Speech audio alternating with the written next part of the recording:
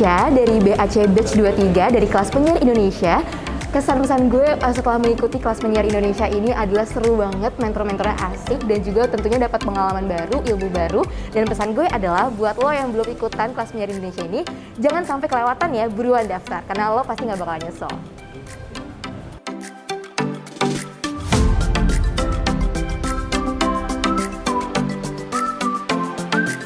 Hai, gue Agung SV dari BAC Batch 23. Kesannya mengikuti BAC ini seru banget. Materinya menambah wawasan, seru banget mentor-mentornya juga dari tiap sesinya, materi-materinya, dari mulai announcing skill, kelas podcasting, dan lain-lain. Itu menambah wawasan dan skill gue. Kalau saya pakai mic pun ini posisinya mic saya mulutnya ke depan, mic saya di samping gitu ya. Ini posisi mic-nya miring, jadi bukan gini. Ini kayak preferensi. Kenapa kalau saya ngeditnya seperti itu? Mungkin sebenarnya gini, saya rencananya ini ngeditnya ini dengan saya mau kombinasiin sama elemen lain, mungkin dengan background gitu. Kalau AM tuh, jadi gue dijelasin kan emang sebenarnya perbedaan frekuensi ya. Tapi cara paling gampangnya tuh ya, kalau misalnya radio AM tuh biasanya radio-radio yang cuma untuk berita atau ngobrol. Ikut kelas penyiar Indonesia ini, kita kalau dari saya pribadi kayak dipaksa untuk keluar dari zona nyaman gitu, jadi diri yang bukan saya gitu kan. Nah, itu membuat saya lebih pede juga. Oh, ternyata nggak salah juga sih kalau kita coba bikin podcast yang saya coba mengesampingkan keformalan saya gitu kan, yang selama ini mungkin saya lakukan gitu. Dan not bad kok sebetulnya, tinggal diasah supaya bisa lebih bagus hasilnya. Saya merasa sekali ketika masuk sini, saya merasa sangat terpuaskan ya, walaupun dengan keterbatasan suara saya saat ini dengan kondisi yang memang tidak bisa optimal. Terima kasih buat BAC dan juga para mentor yang keren banget gitu ya. Kayaknya mudah-mudahan saya masih bisa ikut di acara-acara lainnya nanti. Thank you atas effortnya. Gue tahu lo mengerjakan ini di sela-sela kesibukan, di sela-sela kantor, di sela-sela kuliah dan segala macam lah. Jadi gue mengapresiasi apa yang sudah kalian buat. Secara looks-nya sebenarnya oke. Secara looks presentasinya dipersiapkan dengan baik gitu ya. Kalian juga riset banget akan radio station-nya yang kalian pilih. Research juga akan brand detolnya sendiri gitu ya. Jadi gue sangat mengapresiasi itu.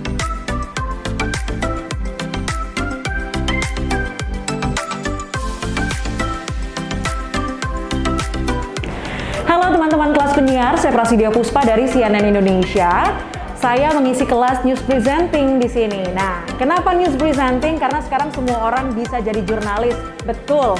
Tapi menjadi jurnalis ada yang perlu diperhatikan. Bagaimana mencari sumbernya, narasumbernya, kemudian bagaimana memvalidkan informasi, data dan juga fakta. Bagaimana menyampaikannya secara tepat sesuai dengan konten dan juga audiensnya. Jadi hati-hati. Kalau mau lebih banyak lagi ilmu, belajar di sini di kelas penyiar kayak teman-teman dari batch 23 yang antusias banget. Passionnya semua kelihatan, ingin melatih public speaking mereka. So, ditunggu semuanya di sini di kelas penyiar Indonesia. Bye-bye. Kelas penyiar Indonesia! Berhasil berkarya bernama!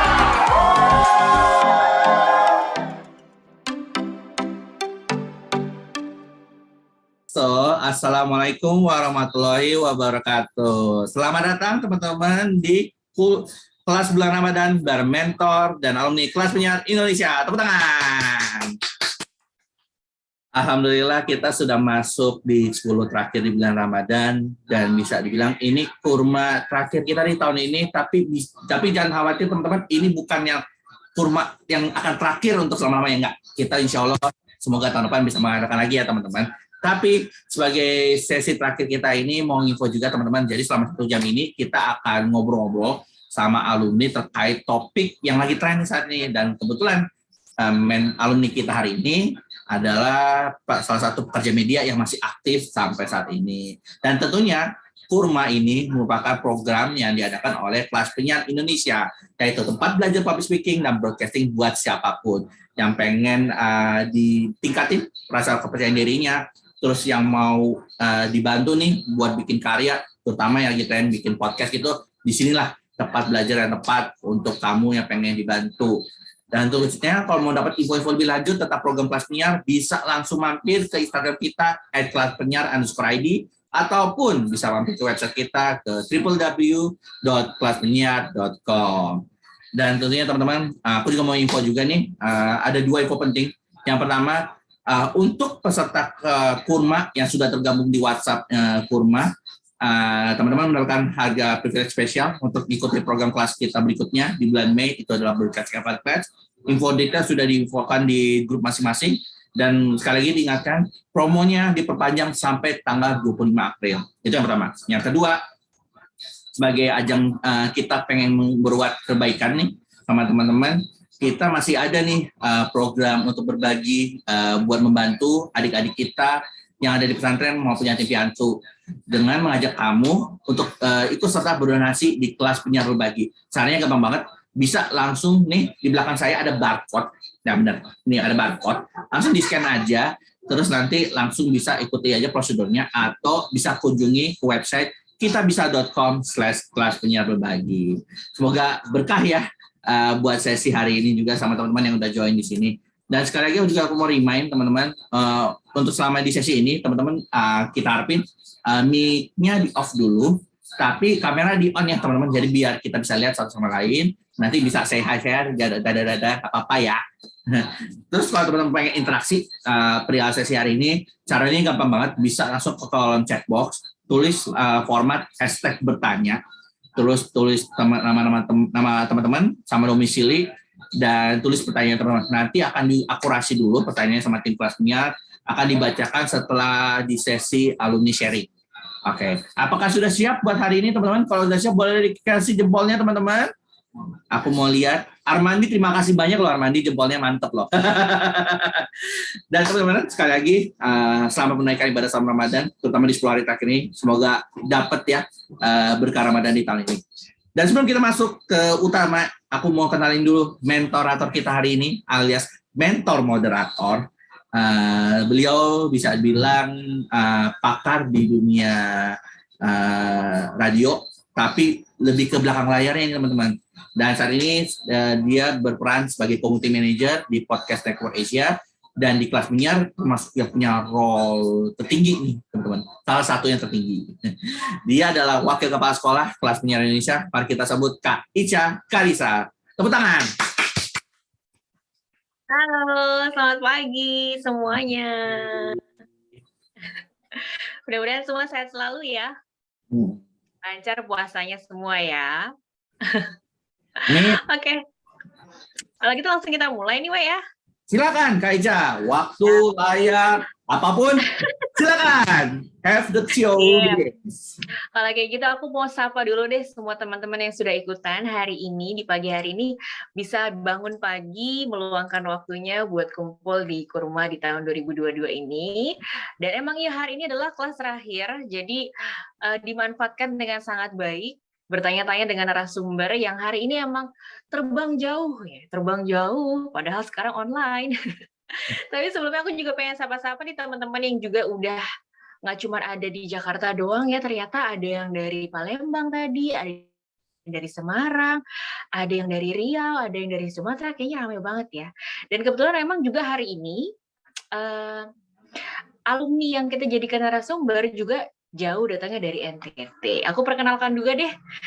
Halo Dewi. Halo pagi semuanya, Kak Ica, Bang Awe, Kak Bintang, dan partisipan lainnya. Selamat pagi. Pagi. Kedengeran nggak suaranya? Kedengeran banget dengan jelas. Udah seger ya. Ini bisa dipanggil juga dengan Dela ya. Nama panggilannya ya? Iya, Dela. Iya, Dela. Nah, Dela ini adalah salah satu juga alumni dari Kelas Penyiar Indonesia, dan luar biasa banget sih kalau ngomongin Dela ini, benar prestasinya. Jadi mulainya udah dari umur 11 tahun ya Dela ya? Gimana? Jadi berkarir itu sudah mulai dari 11 tahun ya? Iya, dari 11 tahun. Ini luar biasa banget teman-teman. Jadi Jadi Della ini sendiri adalah udah mulai MC, sekarang jadi sering host, moderator, terus bintang tamunya juga nggak main-main ya Della ya, luar biasa orang-orang penting di Indonesia. Keren banget. Jadi mungkin buat teman-teman yang hari ini join harus deh menggali sebanyak-banyaknya mungkin sama Della gimana sih bisa menjemput peluang menjadi pekerja di media. Karena memang startnya itu juga dari penyiar radio juga ya Della ya, di Kupang ya. Iya, dari penyiar radio dulu, dari penyiar radio. Dari penyiar radio, terus habis itu jadi jurnalis juga di grupnya. Kayaknya suara MNC Kaica agak ya. putus-putus deh di sini. Apa mungkin karena kita jaraknya jauh atau gimana ya? Apa sinyal saya? Apa begitu, Kak Awe? Sepertinya Enggak, sinyal aman. sih, sepertinya sinyal. Sinyal ya, kurang Iya, di baik sini ya. lancar. Kayaknya sinyal Padahal tadi deh. kita tes. Tadi Sinyal masih aman. aman. Nah, Oke, sinyal. Oke, sip. sekarang udah jelas nggak Boleh teman-teman? Kaica. Aku nggak pakai wifi, coba. Oke, silakan. Udah jelas nggak teman-teman? Ya, oke, sip. Jelas kah suaranya? Jelas banget. Oke, Oke, siap sip. lanjut Kaica, maaf ya. Kita lanjut lagi ya.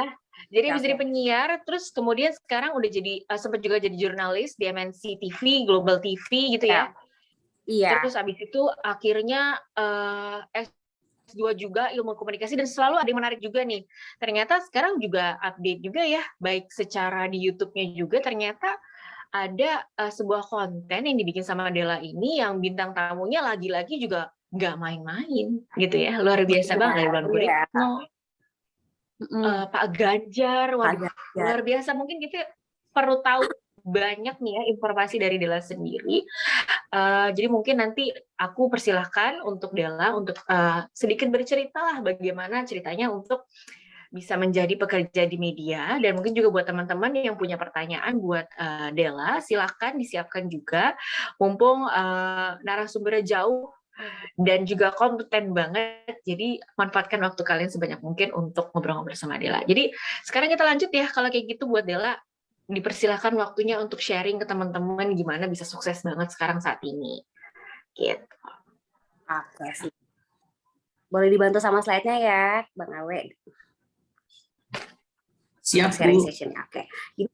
Oke, terima kasih. Selamat pagi semuanya. Salam kenal. Ini jauh-jauh dari NTT, dari Kupang. Dan gak nyangka juga dikasih kesempatan sama kakak-kakak kelas penyiar buat sharing session lagi di sini sama yang luar biasa partisipan yang sudah bergabung sama Dewi di kelas penyiar. Perkenalkan Beta, karena orang Kupang di sini biasanya Beta. Beta, saya, aku, gue, terserah. Tapi lebih pada saya, Dewi Leba. Dari Kupang, Nusa Tenggara Timur. Kalau dibilang berkecimpung ke dunia media karena pembahasannya terkait dengan pekerja media. Udah dari tahun 2015 ya. Kalau untuk public speakingnya emang dari umur 11 tahun, tapi kalau untuk di dunia medianya memang dari tahun 2015. Mulai dari radio, terus ke TV juga, TV host dulu, lalu ke MNC Media di Jakarta sebagai jurnalis reporter, lalu saat ini ditarik kembali ke kampung halaman untuk membantu mengembangkan MNC Media di wilayah Nusa Tenggara Timur. Jadi sekarang Dewi balik lagi ke NTT, tapi masih tetap terkait kontrak sama yang di Jakarta juga. Kalau dibilang menjadi pekerja media ini, kira-kira bisa nggak sih atau gimana sih caranya untuk jadi pekerja media? How to be a media people atau media working. Nah, Dewi sendiri pingin kasih tahu aja buat adik-adik atau teman-teman kakak-kakak semua gimana cara kita bisa menjadi seorang pekerja media. Yang pertama tuh kita harus ada rasa tertarik dulu nih. Enak nggak ya? Aduh, kayak ada ke notice dulu. Pekerja media nih gimana sih, seru nggak sih? Kalau kita nggak tertarik, ya gimana kita mau cinta, gimana kita mau menjalani pekerjaan ini di bidang media. Jadi awalnya emang kepo-kepo dulu, ada rasa cinta, rasa ketertarikan sama media, barulah Dewi coba untuk join dan menjadi seorang pekerja di media. Ketertarikan dalam media ini bukan hanya sekedar ketertarikan, ya udah nih, udah tertarik, udah suka, udah stuck di situ aja. Enggak, bagaimana kita juga melek digital atau melek tentang media itu apa sih, gimana sih jadi orang di balik layar, jadi orang yang benar-benar bisa be a part of medianya kayak gimana. Kita harus tahu juga apa yang mau kita tuju. Media kan ada yang sekarang media mainstream juga mulai perlahan mulai apa ya, disaingilah sama media sosial. Nah, kamu mau media yang mana nih? Media yang mainstream yang udah ada dari dulu-dulunya seperti radio, TV, media cetak. Sedangkan media sosial sekarang kan media baru yang benar-benar belum ada juga aturan baku yang bisa diikuti oleh kita sebagai pekerja media. Kamu mau media mana? Tapi kalau kali ini Dewi lebih bahasnya tentang media mainstream, yakni media seperti televisi, salah satunya yang sudah Dewi kerjakan. Nah, setelah itu perjalanannya karir dari tahun 2012 di Radio Suara Kupang sebagai seorang announcer, lalu menjadi TV host di TVRI, membawa program wisata, terus program kuliner, belum ada sama sekali program berita waktu di TVRI. Lalu dengan sambil kuliah sambil kerja juga, karena jatuhnya freelance ya waktu itu, tapi menambah pengalaman Dewi aja. Lalu Dewi setelah lulus kuliah kebetulan 3,5 tahun, kuliahnya pun jangan salah kakak-kakak teman-teman semua, Dewi bukan di bidang komunikasi banget atau di bidang public speaking, tapi kuliahnya ambil jurusan hukum karena memang cita-cita awal itu pinginnya sih karena dari turun-temurun keluarga itu semua hukum, pinginnya sih kayak boleh ya jadi seorang notaris gitu. Cuman ternyata lebih tertarik sama bidang media karena dari jejak karir atau pengalaman Dewi selama kuliah untuk mencari rezeki juga udah berkecimpung di dunia media. Lalu setelah lulus kuliah 3,5 tahun, puji Tuhan dikasih kesempatan sebagai mahasiswa terbaik juga dengan predikat cum laude. Dewi dengan ijazah yang Dewi punya, coba-cobalah merantau ke Jakarta. Waktu itu ada juga di Instagram terkait dengan presenting course. Kayak gini nih, kayak kelas-kelas penyiar sekolah-sekolah kayak gini nih, Dewi paling suka mantau di Instagram karena kayak gimana ya, dapat ilmu dengan sosial media itu zaman tahun 2017 itu masih susah-susah gampang loh untuk dicari linknya. Jadi Dewi coba untuk ke private presenting course, terus ke kelas penyiar juga untuk menambah pengalaman lagi atau mengasah bakat Dewi di bidang public speaking dan benar-benar menambah pengalaman agar bisa menjadi salah satu pengalaman atau bekal Dewi menjadi seorang pekerja media di TV nasional. Dan akhirnya dari presenting course dengan basic dari kelas penyiar yang sebelumnya belum jadi jurnalis loh, belum bawa bekal apa-apa untuk ke TV berita, tapi dengan kelas penyiar ini juga dia akhirnya punya bekal dan mencoba untuk apply ke MNC Media, akhirnya diterima dan join sama MNC Media di tahun 2017.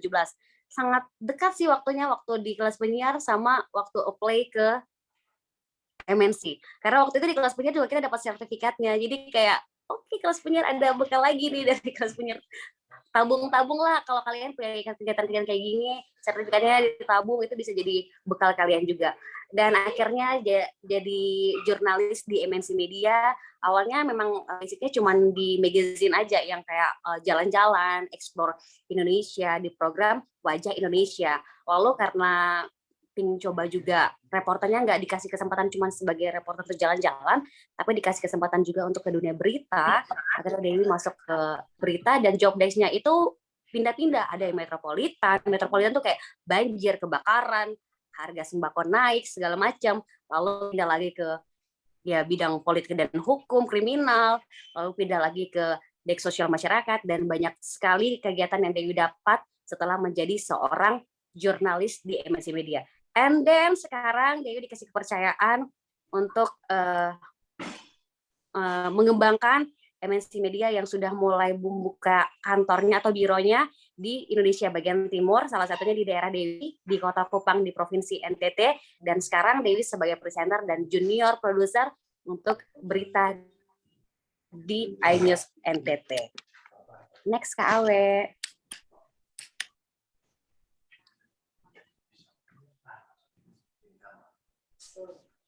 Oke, sebentar, kayaknya lagi putus sinyalnya. Sebentar. Silakan. Oke. Mudah kan jadi seorang pekerja media?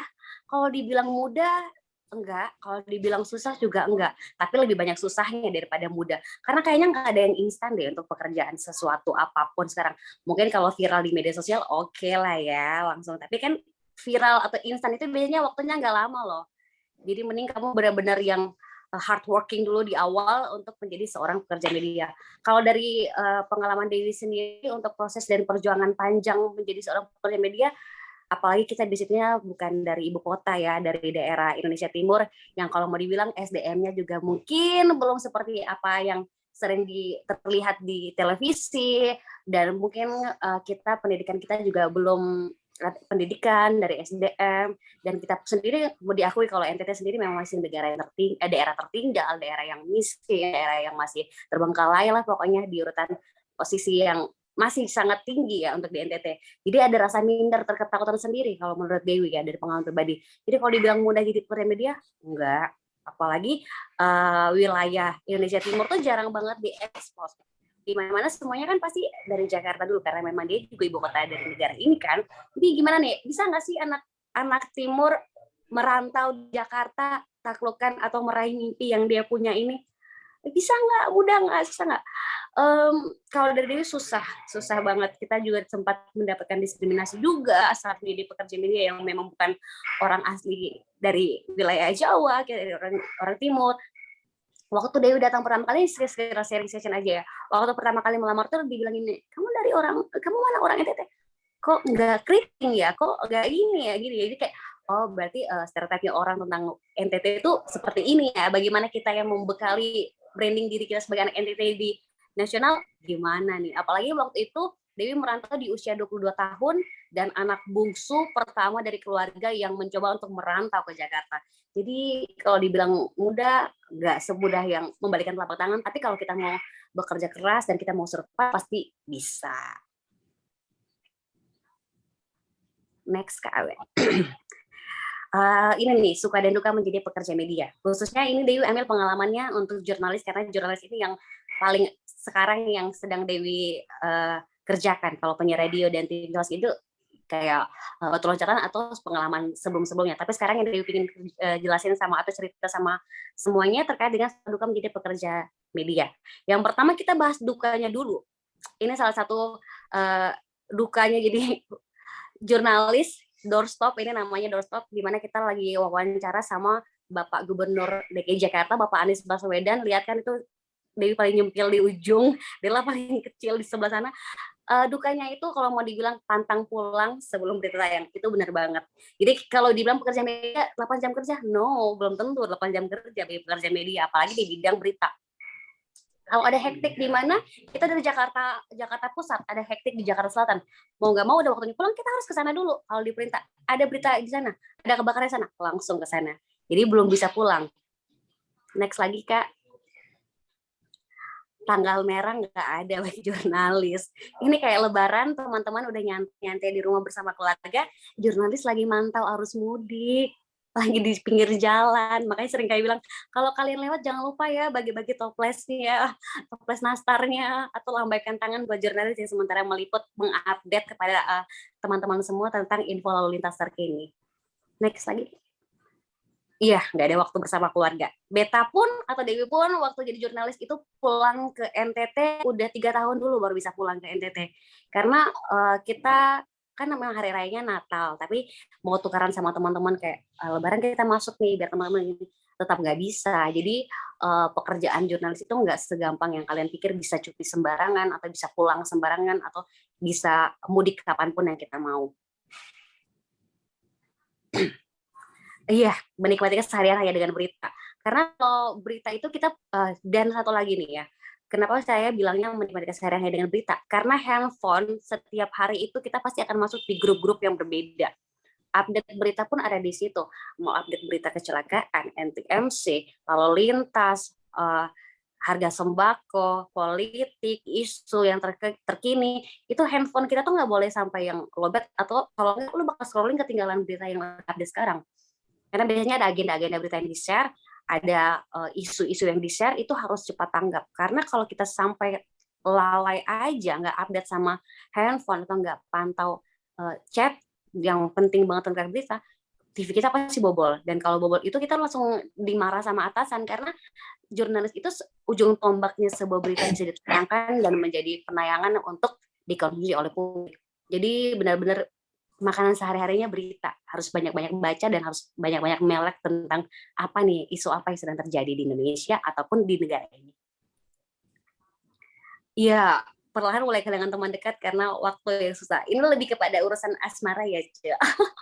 Jadi emang jadi jurnalis tuh jadi kayak kalau dari DPD susah untuk mendapatkan seseorang yang mau terima kita adanya dengan waktu kita yang sangat-sangat susah untuk mengatur waktu in relationship with someone itu setengah mati. Jujur, Dewi dari 2019 sampai sekarang ini kayaknya belum ada yang deketin sama sekali. Karena kayak sudah senyaman itu sama pekerjaan, dan untuk dapat pasangan atau dapat teman dekat yang kayak mengerti sama kita, punya waktu buat kita itu juga susah.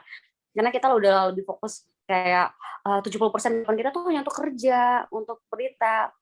Itu balik lagi, kalau kamu cinta pasti kamu akan enjoy, tapi kalau kamu nggak cinta pasti kamu kayak adalah resign aja, tinggalin aja gitu sih. Jadi kayak perlahan teman dekat yang benar-benar mau peduli, atau kayak kamu mungkin cuma sekelas say hi di sosial media untuk ketemu dan circle ngobrol bareng, jarang banget. Dan ini nih sukanya, jadi pekerja jurnalis ini mungkin bisa juga sama teman-teman, semakin dikenal orang, oke, benar banget.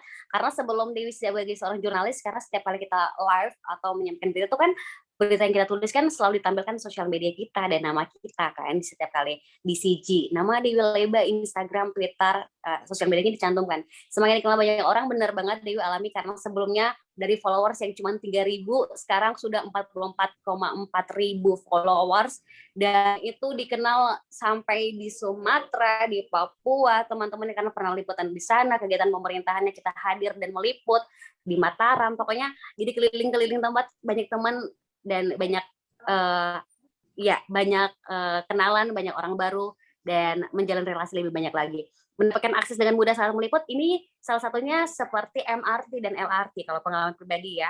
Jadi MRT dan LRT waktu itu kan belum pernah banyak yang boleh coba kan. Nah, jurnalis nih yang uji coba pertama. Belum ada yang naik, pemerintah juga belum, kita duluan. Jurnalis duluan. Saat meliput dikasih kesempatan untuk eksklusif nih, kita liput duluan. Selalu up to date berita terkini. Yeps, berita apa kita udah tahu duluan nih. Jadi bisa menjadi sebuah orang informan juga untuk kayak dikeluarkan kalau ada pesan berantai, biasanya di grup ada pesan berantai kayak menurut ini, tapi nggak tahu sumbernya dari mana. Kalau klarifikasi ke kita tahu nih, oh enggak kok itu hoax, nggak benar. Jadi bisa jadi informan karena kita tahu nih berita terkini seperti apa, dan berita yang hoax itu seperti apa, bisa untuk informasikan kepada circle terdekat kita. Ya, ini sama juga seperti yang tadi Dewi bilang, sebagai penyambung informasi bagi masyarakat ataupun keluarga atau circle terdekat.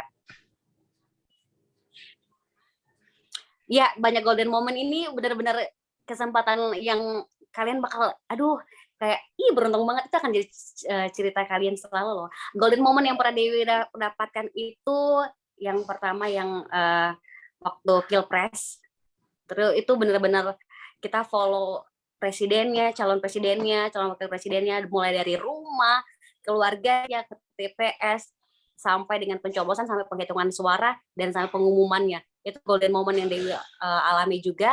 Terus yang kedua itu kasus, banyak juga sih kasus-kasus yang kayak jadi sorotan seluruh masyarakat Indonesia, ataupun berita duka seperti kecelakaan Lion Air, itu kita di tengah laut, dan bagaimana untuk mencari para korban, nggak pulang dengan bekal seadanya, nggak mandi di atas kapal, dan benar-benar ikut sama tim SAR mencari para korban dari pesawat Lion Air. Itu golden moment juga buat Dewi. Terus banyak aksi-aksi demo lainnya yang juga kita turut serta hadir dalam acara atau kegiatan insiden yang menjadi sorotan masyarakat luas. Dan masih banyak lagi, nanti bisa cek di Instagram Dewi aja. Nah, bisa foto dengan berbagai tokoh hingga RI1. Ini tampilan beberapa foto Dewi dengan tokoh-tokoh publik yang benar-benar kayak mudah untuk aksesnya. Ini foto yang sama, ini kita di atas pesawat ya, lagi mencoba untuk Lion Air tuh gimana sih sampai bisa jatuh, gimana itu eksklusif sama MNC Media dan Dewi yang dipilih. Lalu ini dari Menteri Agama terkait waktu itu kalau nggak salah, yang adalah satu berita yang agak sensitif, kita eksklusif juga wawancara langsung dengan Menteri Agama, jadinya kayak teman loh sama Menteri, sampai bisa tukaran kontak telepon, dan relasinya terjalan sampai sekarang. Lalu ada juga dengan Panglima TNI, Bapak Marsikal Hadi Cahyono, terus juga dengan Bang Sandiaga Uno juga. Dan masih banyak lagi sih, tapi nggak ditampilkan. Nanti banyak lihat di Instagram. Kenapa aksesnya mudah sama mereka? Karena kita pakai kartu pers. Jadi, dan saat meliput kayak, Pak, kita mau, boleh banget. Bahkan yang paling ditakutin sama orang nomor satu di Indonesia aja wartawan loh, jurnalis loh. Jadi kayak jurnalis itu dijadikan teman oleh tokoh-tokoh publik dan kita pun akhirnya bisa menjalin silaturahmi, relasi dengan baik dengan mereka. Income atau pekerja media apa sih kira-kira dari pekerja media yang waktunya semrawut ini, jadi kayak kerja serabutan ini, kira-kira apa sih yang didapat dari pekerja media? Yang pertama, kalau kamu ingin menjadi pekerja media dan kamu mengharapkan cuan dan kaya dengan instan, jangan jadi seorang pekerja media. Karena emang kamu nggak mungkin bisa kaya dengan cepat dan bisa langsung dipanggil crazy rich kalau jadi pekerja media, apalagi sebagai jurnalis. Nggak mungkin, agak lama ya jenjang waktunya untuk menjadi rich dengan pekerja media. Next, Kak. Sudah? Dia aku udah. Oke. Dan ini udah closing dari Dewi. Oh iya, yang kalau didapatinnya seperti yang tadi Dewi bilang, yang mungkin golden moment-nya, terus ilmunya, relasinya, link-nya. Tapi paling keren tuh kayak apa ya, kebanggaan jadi ID pers itu kamu selalu dapat akses dengan mudah kalau ngantri di mana-mana, pesawat bahkan ya. Kayak ini kayak ID pers, oh ya duluan. Terus kayak mau masuk ke istana, ke DPR, gedung-gedung yang tertentu, gedung-gedung pemerintahan, itu kamu dapat akses dengan mudah. Jadi, bahkan kalau lupa bawa SIM ya, tapi jangan dicontoh. Jadi Dewi pernah bawa SIM, lupa, cuma nunjukin ID pers aja, tapi bisa tertolongkan karena kayak, mau liputan. Tapi jangan dicontoh ya, tetap harus mengendarai kendaraan tetap pakai SIM juga. Nah, kalau bagi perantau, mungkin kayak Dewi memang diberatkan sama pilihan. Kamu mau tetap atau kamu mau balik ke kamu mau tetap berkarir di situ, melebarkan sayap kamu, atau kamu mau pulang ke kampung halaman dan menjadi pioneer di kampung kamu, atau menjadi role model juga buat generasi selanjutnya, atau malah kamu mau menghadirkan sesuatu yang baru nih di daerah kamu. Dan kalau Dewi saat ini memang dikasih kepercayaan dan memilih untuk pulang ke sini, ke NTT, karena dia ingin juga banyak SDM NTT yang mungkin bisa dan mau untuk coba survive di TV nasional lagi, karena kayaknya masih belum banyak ya orang timur yang bisa terjun ke kancah nasional di bidang media. Jadi pingin bikin sesuatu yang berbeda, dan mungkin kita bisa kolaborasi dengan kelas penyiar, nanti sometime bisa kelas penyiar goes to NTT, karena di sini memang butuh banget kegiatan-kegiatan seperti ini, pendalaman karakter dan juga bakat atau pengembangan bakat dan talenta dari adik-adik ini di bidang public speaking. Oke, itu deh singkat dari Dewi. Nah, ini tadi udah sembari Dewi jelaskan. Dan yang terakhir ini mungkin closing statement dari Dewi sendiri. Kerjakan apa yang kamu impikan, jangan terlambat untuk meraihnya. Yang penting harus pintar-pintar menjaga diri dalam perjalanan meraih mimpimu. Kalau kita nggak jaga diri, kita nggak fokus, ya pasti untuk jalan meraih mimpinya agak semakin susah nih, nggak fokus, karena mungkin akan semakin lambat meraih mimpi. Itu aja dari Dewi Lebat. Terima kasih Kakak Awe, Kak Bintang, dan Kak Ica. Terima kasih. Luar biasa banget, keren banget ya.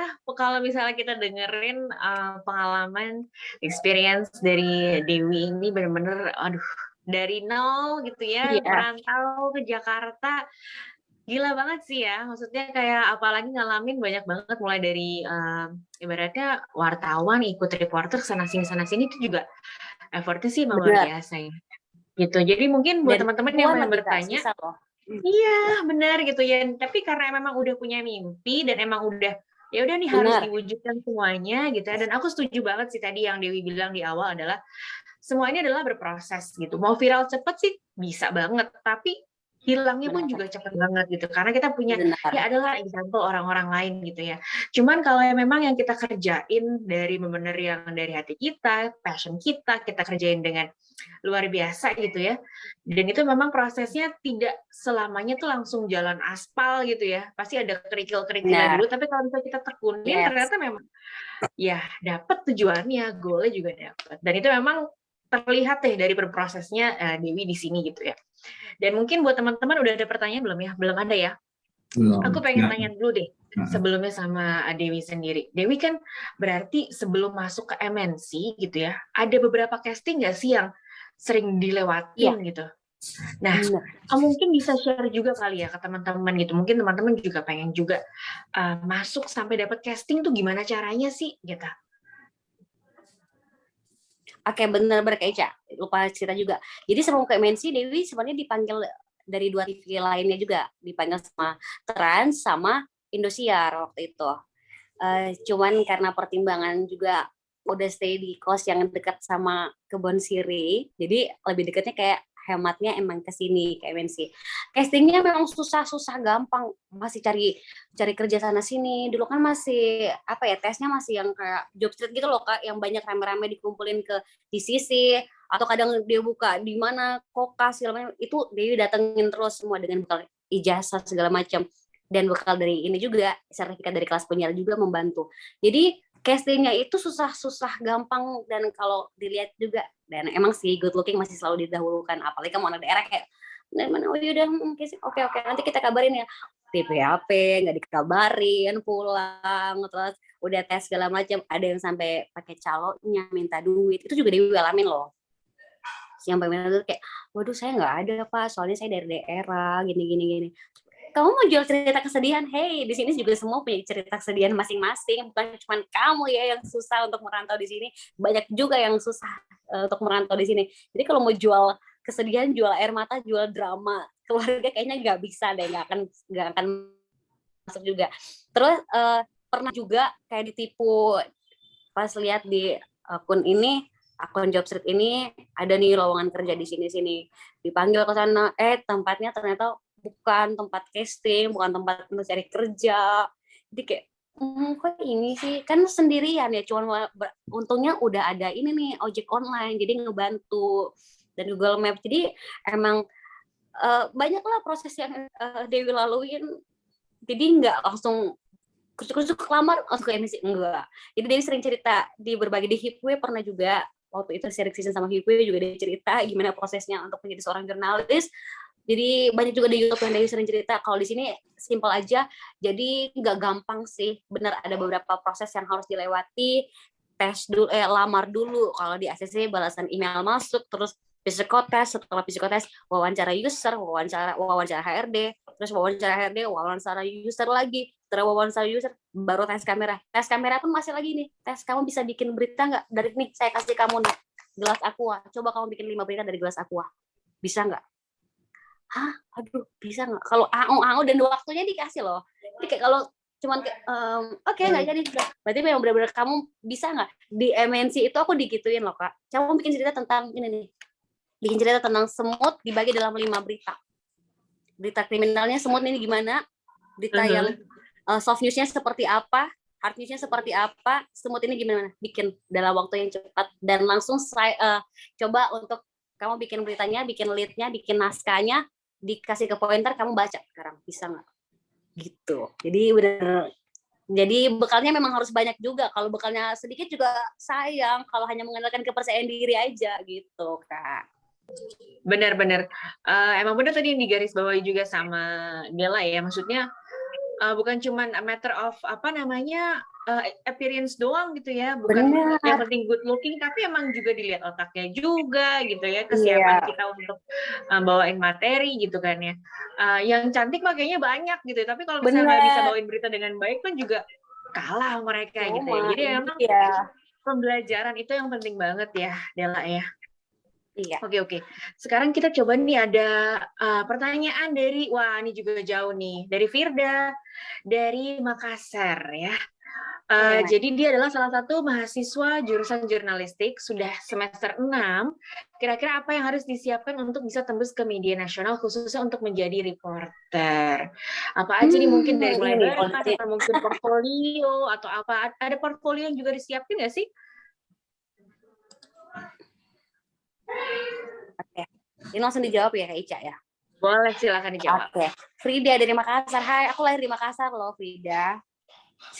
Cuma lahir doang di Makassar, tapi besarnya di NTT. Jadi Frida kalau dibilang, gimana nih Kak, aku juga pingin jadi jurnalis, pingin jadi reporter. Basic kamu udah bagus banget nih, karena kamu jurusan jurnalistik. kalau Dewi dulu bukan jurusan ini, malah jurusan hukum. Yang memang kalau di job street-nya atau lowongan kerjanya dicari jurusan ini nih, sarjana komunikasi, bukan sarjana hukum. Sarjana hukum malah jarang ditengok. Nah, kalau kamu udah bekal jurnalistik sendiri, pasti udah banyak bekal juga yang didapat dari dosen kamu atau kuliah kamu seperti apa. Dan bedanya kan ada kesempatan juga tuh untuk magang ya. Nggak tahu kalau di Makassar gimana, tapi kalau di Jakarta sendiri, di MNC Jakarta sering terima kok mahasiswa-mahasiswa magang di semester 6, semester 7 itu yang bisa bareng-bareng sama atau tandem sama reporternya untuk turun ke lapangan meliput berita. Nanti mereka juga laporan ke produser kita kira-kira gimana, jadi sambil belajar. Kalau dibilang bekal atau intinya tips and trick ya buat si Frida ini, Frida mungkin coba mulai dengan bekal sama berita atau bikin berita dari satu, kamu lihat kayak jalanan di depan rumah kamu nih gimana nih, mulus kah, berlubang kah, atau aspalnya udah mulai nggak bagus kah, atau gimana, coba kamu bikin berita atau mulai melek dengan keadaan sekitar, apa nih yang kira-kira pingin sentil ke pemerintahnya, pingin sebagai informasi agar masyarakat apa yang ingin disampaikan oleh masyarakatnya. Jadi kamu udah mulai dulu sama lingkungan sekitar, lalu coba-coba bikin naskah berita kecil-kecil, dikit-dikit aja. Berita tuh paling top 4 paragraf, leadnya sama 4 paragraf.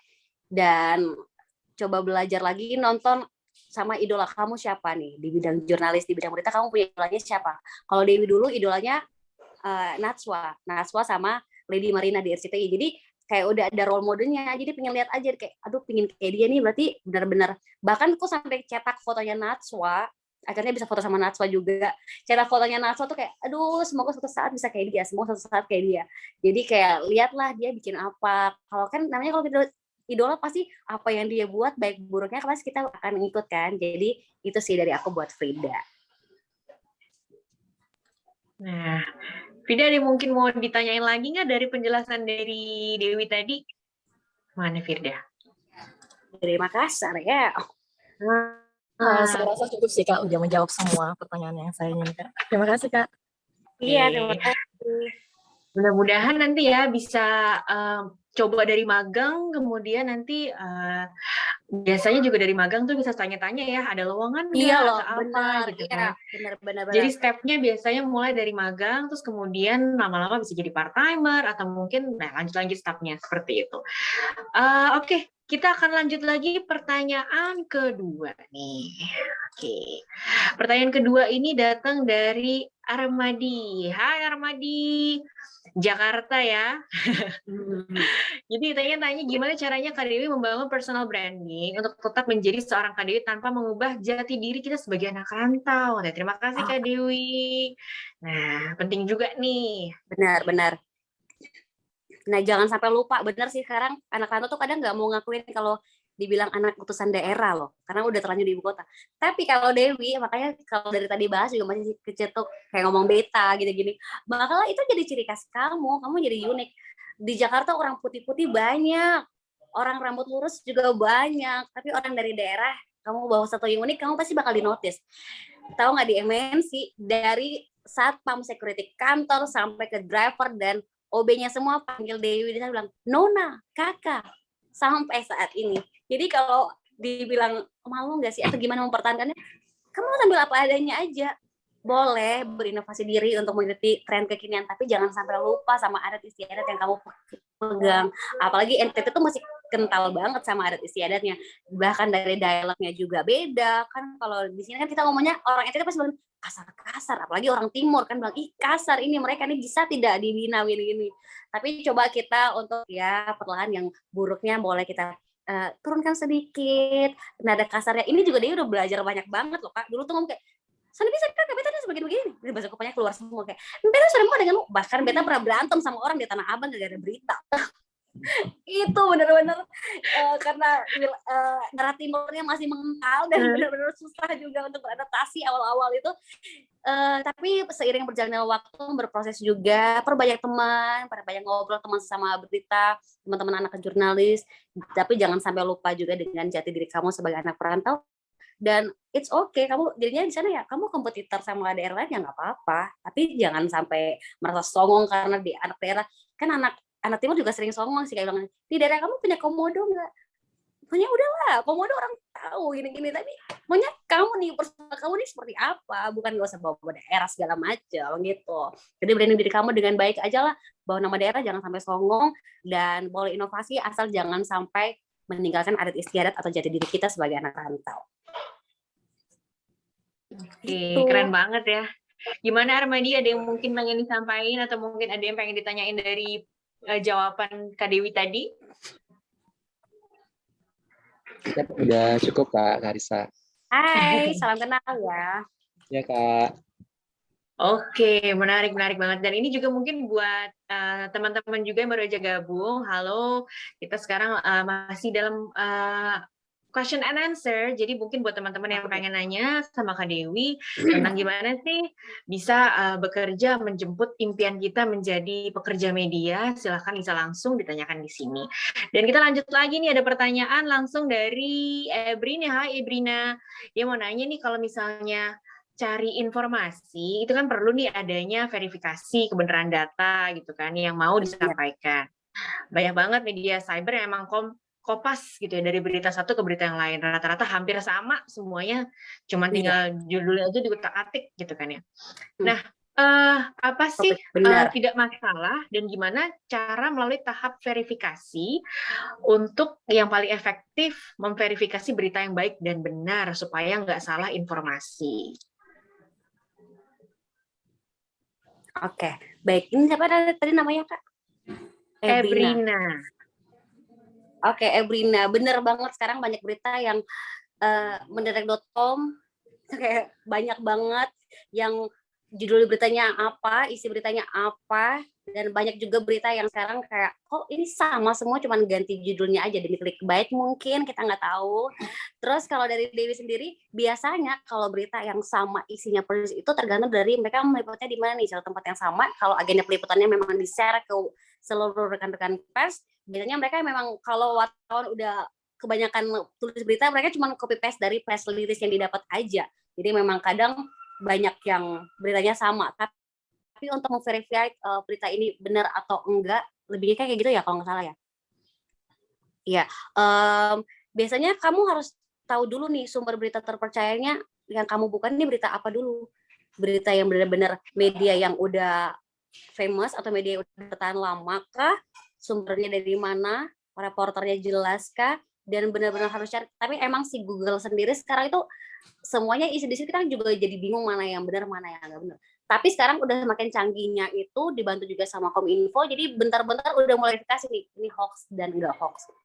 Ini yang benar, ini yang ini. Jadi kebantu juga dengan era digital ini, dengan pesan berantai, pinter-pinter aja kita melihat berita yang di-share, lihat ini sambil uji validasinya ini akurat atau enggak, kamu compare lagi ke media yang ini, dia juga ngelipet nggak? Dia juga nulis yang sama nggak? Jadi itu bisa jadi pembanding buat kamu, salah satu langkahnya biar bisa tahu nih, ini kok ini nggak liput, ini liput. Jadi ini mana yang benar nih, mana yang nggak benar. Kayak kan sekarang lagi viral juga yang kemarin COVID-19 yang katanya nggak boleh keluar rumah lah, ini arahan dari Kapolda, nggak boleh keluar rumah dari jam 9 pagi sampai jam 4 sore, awal-awal pandemi ada pesan berantainya seperti itu.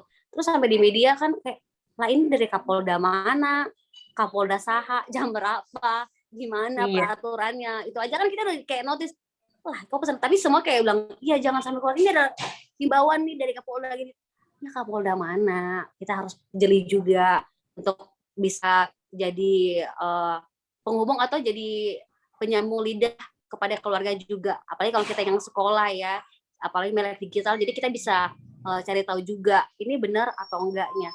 Jadi compare aja satu berita yang udah kamu baca, ini sumbernya harus jelas.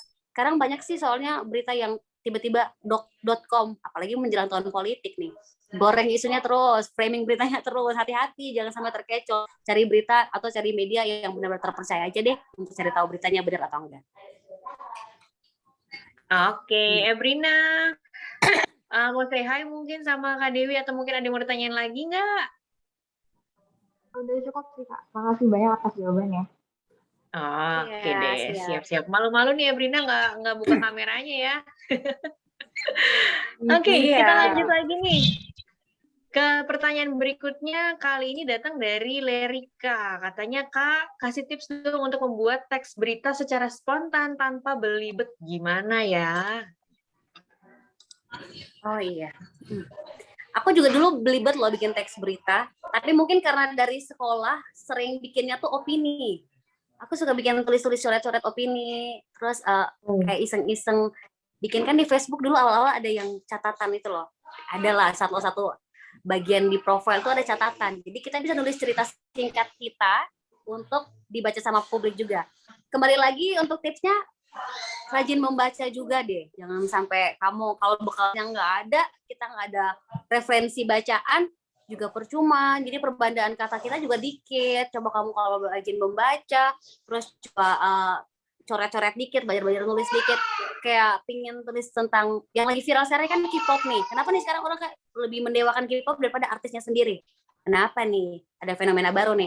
Kenapa kategori cantik itu harus dilihat dari wajah artis Korea? Kenapa bukan bule lagi sekarang? Bukan cewek-cewek India lagi? Kenapa nih? Itu bisa jadi salah satu tolak ukur kamu kayak ada something yang kenotis dan kayak apa ya, ngeganjal lah sama kamu. Kamu coba-coba untuk coret-coret, cari-cari, tulis-tulis dikit-dikit, dan yang paling penting rajin baca, rajin cari referensi, pemberian katanya banyak, pasti bisa menolong kamu kok. Dewi juga dulu gitu soalnya, gitu aja sih. Tetap ya harus banyak berlatih sampai sekarang pun, meskipun sekarang ibaratnya udah jam terbangnya tinggi, juga tetap harus rajin belajar, rajin baca, gitu-gitu harus tetap ya, Dewi ya. Bener-bener masih sampai sekarang. Oke.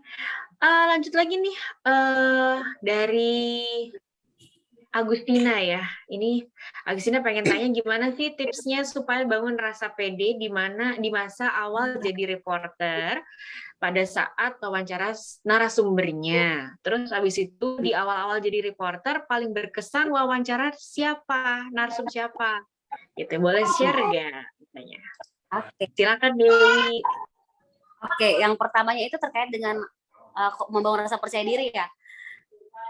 Gimana ya, kalau Dewi tuh orangnya narsis loh sebenarnya. Jadi percaya diri, kalau dibilang percaya diri, dulu sebelum jadi reporter tuh kalau habis mandi pasti pegang setir kayak, pemirsa kembali lagi bersama saya. Jadi dari kecil udah mulai kayak alay di depan cermin. Jadi rasa percaya dirinya udah dipupuk dari kecil. Dan keluarga tuh sangat dulu kayak, oh iya nih yang udah gila kayak gini, tapi ya lanjut direkam, difoto segala macam, sampai akhirnya itu jadi kepercayaan diri kita makin besar lagi karena ada support system juga. Terus percaya dirinya yang lain, mungkin kamu udah sering-sering berlatih ngobrol di depan kaca atau ngobrol sama seseorang teman kamu, kalau enggak juga kayak ngobrol sama teman sebaya. Kan banyak kalau kita sama teman sebaya tuh lebih banyak ngomong yang halai ya, yang kayak ngegibah gini. Coba kamu belajar ngomong sama yang levelnya di atas kamu. Itu keren, kayak ngajak ngobrol aja. Jadi bisa tahu kayak, oh dia pola pikirnya kayak gini, jadi dia gini. Bisa nggak ya, berani nggak ya memberanikan diri untuk kenalan atau ngajak ngobrol orang yang levelnya mungkin di atas kamu. Itu bisa membangun percaya diri kamu juga. Karena kamu bisa nih kayak, oh bicara sama orang ini jadi tahu ya, dia ternyata gini-gini. Berarti kalau sama yang ini, jadi tahu juga karakter orang masing-masing seperti apa. Ada loncatan tersendiri buat kamu bisa untuk membangun rasa percaya diri. Tapi mulai dari diri sendiri. Kalau diri sendiri di depan cermin aja masih kayak, waduh nggak mau, kayak takut, malu gitu. Ya sayang banget, coba aja keluarkan apa yang memang kamu ingin capai dan jangan sampai ragu untuk menggali talenta atau bakat yang kamu punya. Gitu. Yang kedua, narasumber yang paling berkesan Presiden Jokowi pasti, Ibu Megawati juga. Presiden Jokowi itu waktu mau menjelang pencalonan, diwawancara sama beliau, terus gini mau nanya apa, kan nggak tahu ya, sosok Pak Jokowi itu kalau wartawan lihat itu mungkin banyak yang pro kontra juga sama kepemimpinan beliau. Tapi kalau orang kayak mau wawancara Pak Jokowi, kayak kamu baru ngasih mic buat doorstop ke beliau, tuh dia kayak gini, mau nanya apa, itu kayak aduh nih orang kayak memandang kita tuh kayak teman gitu loh. Jadi dan mungkin karena kita yang jarang banget bisa ngobrol sama presiden, Dewi sama waktu itu kayak berkata-kata kayak aduh bapak mau tanya apa, bingung gitu, karena ini presiden orang RI ya. Iya, speechless dengan pembawaan beliau yang gini, yo menanya, terus tangannya kan di belakang kan dia gitu, tubuhnya kan kanan, yo menanya apa gitu aja kayak keluar tuh kayak aduh udah dibikin meleot sama Pak Jokowi gitu. Terus Ibu Megawati juga persoalan nasi goreng, masih ingat kan kasus nasi goreng waktu itu adalah isu-isu setelah Pak Jokowi ditetapkan sebagai presiden, kita di-invite untuk agendanya di rumah beliau karena waktu itu Ibu Mega mengundang Bapak Prabowo Subianto dan teman-teman politik lainnya untuk makan nasi goreng di rumah kediaman dia. Itu wawancara langsung Ibu Megawati kayak oh gini ya yang dulu SD kepemimpinan beliau kan SD waktu Dewi SD dia jadi presiden. Oh gini ya pantesan hebat ya jadi perempuan pertama yang mimpin Indonesia. Itu sih yang paling berkesan buat Dewi. Kalau public figure atau artis kayaknya nggak terlalu notice, tapi kalau tokoh pemerintahan itu kamu bakal keren banget lah, dianggap eksklusif ya, apalagi di kantor tuh bonus naik. Kalau berhasil wawancaranya dapat, itu sih yang berkesan. Thank you Kak Ica, thank you yang nanya. Oke, ini ada lagi nih yang nanya nih. Mau tanya Latifah dari Semarang, katanya sedang menjalani semester 4 jurusan ilmu komunikasi katanya. Terus habis itu belajar dan mencari kesempatan kursus broadcasting public speaking itu apakah bisa membantu saya jika ingin berpengalaman di bidang pertelevisian? Itu pertanyaan pertama. Dan kedua adalah apakah latar belakang universitas mempengaruhi atau semua tergantung pada skill dan kompetensi saat melamar magang atau pekerja media? Terima kasih. Oke, dari Semarang. Kalau liputan di Semarang nginap di rumah Gubernur Bapak Ganjar, makanya intens jadinya temenan itu kan di Talkshow Digital. Jadi kalau dibilang pertanyaannya gimana sih Kak untuk public speaking-nya? Bener loh, itu ngebantu banget.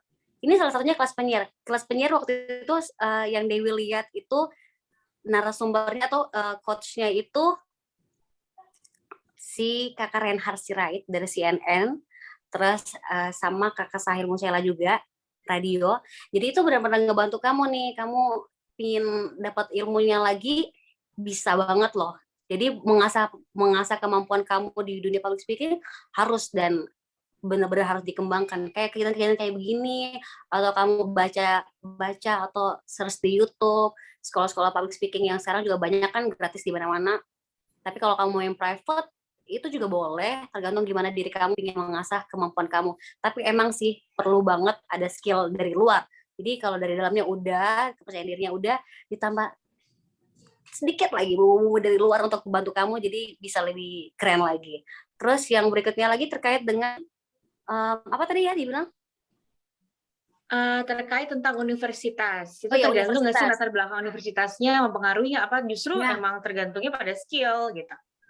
Iya, justru kayaknya dari skill kamu deh. Karena kalau dari universitas, Dewi dari universitas di NTT loh. Dari universitas di Kupang, universitas swasta, bukan universitas negeri pula. Dan bukan jurusan komunikasi. Tapi skill kamu gimana, kepribadian kamu gimana, bakat kamu gimana. Dan biasanya kan kalau universitas itu kayaknya bonus atau apa ya, kayak oh ini lulusan ini nih pasti, karena udah banyak lah yang kayak bilang 10 universitas terbaik. Nah, kampus Dewi pun sendiri nggak masuk di situ. Jadi kadang mungkin dia lebih ada nama dibanding kampus kita ya. Apalagi kita dari NTT nih. Tapi jangan kecil hati, survive aja, berjuang aja. Siapa tahu fighting aja. Siapa tahu dari skill kamu malah kamu yang bisa mengangkat nama universitas kamu. Kayak Dewi sekarang nih, puji Tuhan dikasih kepercayaan jadi brand ambassador kampus juga. Akhirnya jadi kayak role modeling anak-anak yang mau merantau di Kupang. Jadi yang dulunya kampus kita yang kecil ini nggak dilihat, akhirnya ya orang tahu oh itu iya kampusnya di Leba di situ. Jadi kayak bisalah kita yang ngangkat derajat universitas kita gitu. Keren ceritanya dari Kak Dewi. Dan itu jadi memang penyemangat juga ya kayaknya buat semua teman-teman yang ada di sini. Iya. Jadi apapun background teman-teman, mau kuliah dimanapun, mau tinggal dimanapun, asal kita punya skill yang emang kita bentuk dengan baik gitu ya, dengan proses yang juga memang kita tekunin gitu ya. Mudah-mudahan jalannya emang bisa lancar gitu ya, bisa akhirnya dapet nih apa yang kita inginkan gitu. Dan mungkin pertanyaan karena sebentar lagi 4 menit lagi kita udah hampir harus closing gitu ya. Terima kasih buat teman-teman yang tadi sudah bertanya. Dan sebelum closing statement dari Dewi gitu ya, aku juga pengen infoin ke teman-teman yang sudah bergabung di hari ini gitu ya. Terima kasih sudah bergabung teman-teman untuk ikutan di Kurma menjemput peluang menjadi pekerja media.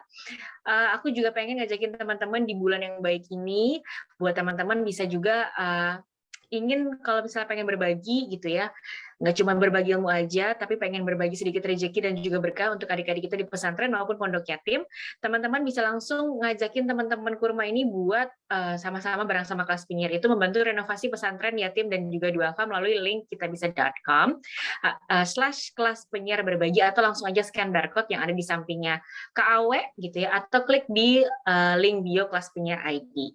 Nah, sekarang closing statement deh dari Kak Dewi sendiri deh buat teman-teman yang sekarang mungkin lagi berjuang untuk berproses pengen menjemput impiannya menjadi pekerja media gitu ya. Silahkan Kak Dewi. Iya, baik. Kalau dari Dewi sendiri, Dewi sempat baca juga buku dari Brian Tracy dan juga Mary Riana, banyak banget itu yang kayak ngebuka peluang kita untuk berani fighting dan berani mengejar impian. Yang pertama yang Dewi notes dari atau yang Dewi ingat banget sama apa yang disampaikan dari buku itu, yakni kamu harus jaga diri kamu selama perjalanan meraih impian. Kalau jaga diri kayak yang sebelumnya Dewi bilang juga, kalau diri kamu nggak jaga, kesehatan yang nggak dijaga, terus fokusnya juga kamu nggak fokus, kayak masih banyak pilihan sana sini, nggak mapping plan kamu tuh seperti apa, itu juga percuma sih. Jadi kayak kamu harus punya plan kayak mau kesini nih, harus ada step by step-nya dimulai ditulis. Kalau Dewi sejak kuliah kemarin dan pas kuliah S2 itu jadi melatih lagi step by step-nya, apa nih goals-nya untuk tahun ini apa. Jadi setiap awal tahun kamu punya step by step atau goals kamu tuh apa, kamu tulis. Jadi pas udah akhir tahun kamu evaluasi lagi, sayang ya ini kenapa nggak dikejar ya, tahun ini kenapa ya. Jadi benar-benar coba kamu memanage diri kamu dulu sebelum kamu memanage orang lain, diri kamu harus kamu manage dulu. Dan yang paling penting quotes yang Dewi pegang sampai saat ini juga, jangan pernah sampai kamu nggak libatkan Tuhan, perbaiki hubungan kamu dengan Tuhan, Tuhan akan perbaiki hidup kamu. Itu kuncinya. Makasih Kak Ica. Amin, thank you banget. Dewi luar biasa banget. Buat sharing sessions-nya di pagi hari ini, mudah-mudahan jadi penyemangat buat teman-teman yang pagi hari ini juga lagi berjuang buat menjemput impiannya. Oke, silahkan Kak Awe kalau kayak gitu. Terima kasih. Oke, tepuk tangan dong buat Kak Ica dan Dewi Lebah, tepuk tangan. Luar biasa loh buat sesi hari ini. Bisa bilang sesi closing tapi sedikit ngena ya. Walaupun faktanya tadi emang agak bilangnya keras ya. Tapi inilah teman-teman, kalau kita mau ngejar sesuatu tuh kita emang sih mau yang enaknya teman-teman, tapi kita juga harus nikmati juga proses yang tidak enaknya aja. Tapi tidak enaknya itulah yang bikin kita menjadi sekarang ini. Dan inilah teman-teman, dengan Adik Kurma ini, walaupun sesinya cuma sebentar, sejam, ingat banget di awal sesi ada yang bilang, sejam kurang banget sesinya, pengen lebih lama lagi. Terus ada juga, aduh materinya sangat berbobot tapi pengen lebih lama lagi. Atau bahkan pengen ketemu langsung. Tenang aja teman-teman, kita masih ada kelas-kelas lagi dari Kelas Penyiar Indonesia yang masih kita akan lakuin lagi di bulan-bulan berikutnya. Dan tentunya saat ini kita lagi buka program Broadcasting Advanced Class. Dan tentu tadi aku udah info juga ya di awal, mungkin ada yang baru join juga, bahwa kita masih ada promo spesial buat yang tergabung di Kurma ini ya, di grup Kurma yang di WhatsApp itu ada harga spesial dan promo sendiri berlaku sampai besok. Oke, sebelum kita tutup aku mau info dulu nih teman-teman, dari yang penanya-penanya tadi akan aku pilih 2 penanya yang mendapatkan hadiah spesial dari Kelas Penyiar Indonesia. Yang pertama yang pasti ini aku harapin hadiah ini bisa dimanfaatin banget ya teman-teman kalau misalkan untuk bisa belajar bareng Kelas Penyiar Indonesia. Yang pertama kita kasih untuk Firda dari Makassar, tepuk tangan. Berikutnya kita kasih ke Ebrina Victoria, tepuk tangan. teman-teman. Jadi sekali lagi yang selamat mendapatkan hadiah dari kelas Penia berupa voucher sebesar masing-masing 250.000. Itu adalah Firda dari Makassar dan Ebrina dari Victoria. Ebrina dari Victoria. Nanti untuk dua nama ini bisa langsung info ke admin ya secara personal via WhatsApp untuk diproses hadiahnya nanti. Sekali lagi terima kasih banyak yang belum sempat nanya-nanya teman-teman atau malu nih nanya di sini, pengen nanya secara personal, boleh banget bisa langsung mampir ke Instagramnya alumni kita. Kak Dela boleh di-info Instagramnya kemana? Kak Dela ini masih ada nggak? Oh lagi out ya, oke. Jadi kalau misalkan teman-teman mau nanya-nanya langsung sama alumninya, bisa langsung mampir ke Instagramnya @dewi_lebak. Oke, sebelum kita tutup sesi hari ini, boleh kita on cam masing-masing teman-teman, kita foto bareng nih sama alumninya. Ya tadi nggak mau on cam, pasti mau on cam habis ini. Iya, kita foto. Temenan di sosial media ya nanti kita keep kontak. Jadi ada teman dari NTT, dari Makassar. Boleh ya teman-teman. Dan tidak lupa juga mau ingetin nanti juga share ya keseruan sesi hari ini, karena nanti yang yang sudah share di Instagram Stories terus tag kelas penyiar Indonesia kelas penyiar _ID sama mentor sama alumni, nanti akan dipilih untuk mendapatkan hadiah spesial di kelas penyiar Indonesia. Oke, ini nggak ada lagi mau on cam? Nggak ada? Oke, kali kita foto dua kali ya teman-teman. Foto satu, siap ya? 1, 2, 3. Oke, itu yang pertama. Yang kedua siap-siap ya, hitung 10 detik. 10, 9, 8, 7, 6, 6, 5, 4, 3, 2, 1 yang banyak. Yang satu.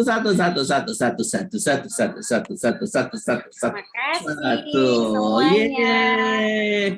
Terima kasih banyak teman-teman yang sudah join di Kurma, yang nonton juga di YouTube. Terima kasih banyak ya sudah nonton keseruan Kurma dari awal April sampai saat ini. Dan tentunya teman-teman bisa melihat lagi sesi ini di YouTube-nya Kelas Penyiar Indonesia. Dan sekali lagi saya ucapkan terima kasih banyak yang sudah bergabung, dan karena ini sudah masuk sesi akhir, saya Awe Saputra yang paling pasti adalah mengucapkan mohon maaf yang sebesar-besarnya jika kesalahan selama menjadi memandu acara sesi Kurma di tahun ini, dan semoga di Kurma tahun depan kita bisa bertemu lagi ya teman-teman. Yang pastinya jaga kesehatan, dan untuk yang teman-teman mau mudik, hati-hati di jalan. Yang masih menjalankan ibadah saum Ramadan, selamat menjalankan ibadah saum Ramadan, dan tentunya kita harapin di bulan Ramadan ini semoga berkah ya masing-masing teman-teman. Saya Awe Saputra menutup Kurma 2022 tahun ini. Sampai ketemu lagi di Kurma berikutnya. Dadah. Terima kasih semuanya.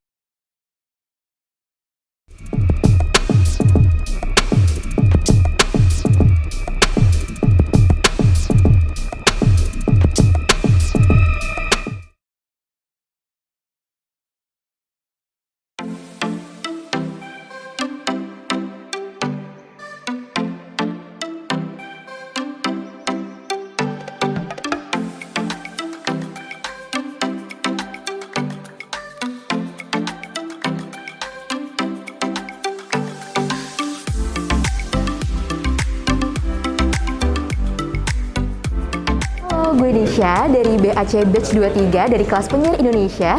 Kesan-pesan gue setelah mengikuti kelas penyiar Indonesia ini adalah seru banget, mentor-mentornya asik, dan juga tentunya dapat pengalaman baru, ilmu baru. Dan pesan gue adalah buat lo yang belum ikutan kelas penyiar Indonesia ini, jangan sampai kelewatan ya, buruan daftar, karena lo pasti nggak bakal nyesel.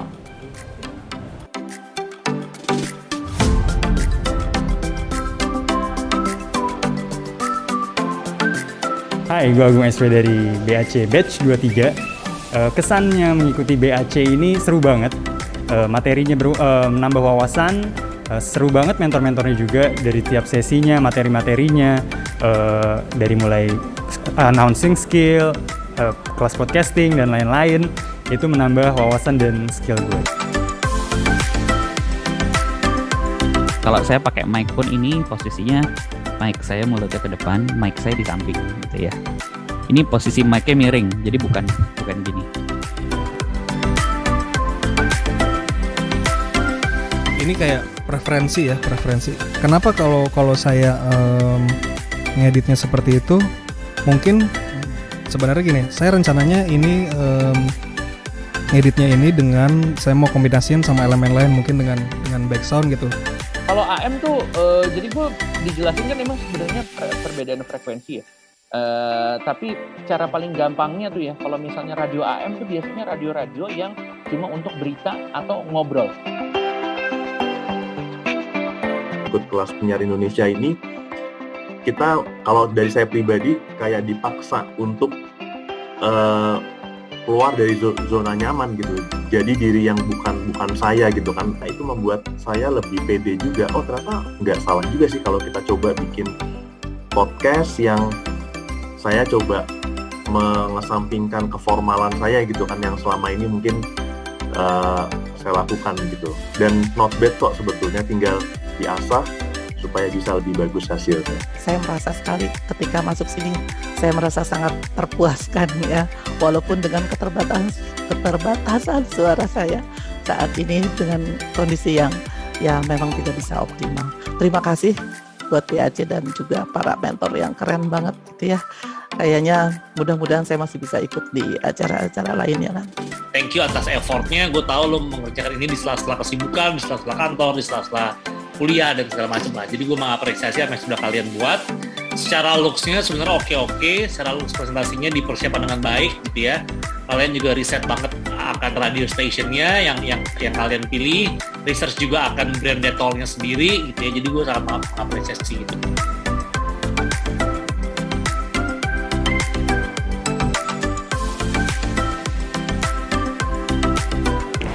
Halo teman-teman kelas penyiar, saya Prasidya Puspa dari CNN Indonesia. Saya mengisi kelas news presenting di sini. Nah, kenapa news presenting? Karena sekarang semua orang bisa jadi jurnalis, betul. Tapi menjadi jurnalis ada yang perlu diperhatikan. Bagaimana mencari sumbernya, narasumbernya, kemudian bagaimana memvalidkan informasi, data dan juga fakta. Bagaimana menyampaikannya secara tepat sesuai dengan konten dan juga audiensnya. Jadi hati-hati. Kalau mau lebih banyak lagi ilmu, belajar di sini di kelas penyiar kayak teman-teman dari batch 23 yang antusias banget. Passionnya semua kelihatan, ingin melatih public speaking mereka. So, ditunggu semuanya di sini di kelas penyiar Indonesia. Bye-bye. Kelas penyiar Indonesia!